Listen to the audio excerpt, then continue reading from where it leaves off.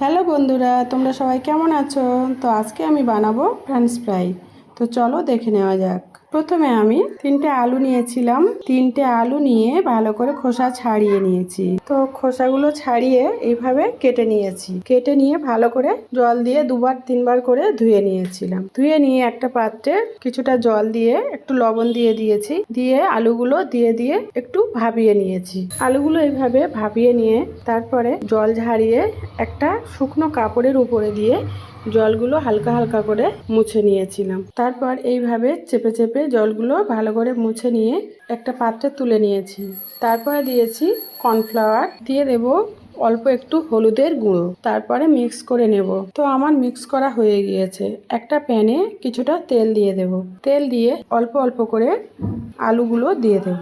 এইভাবে আলুগুলো এপিট ওপিট করে ভালো করে লাল লাল করে ভেজে তুলে নেব। তো আমার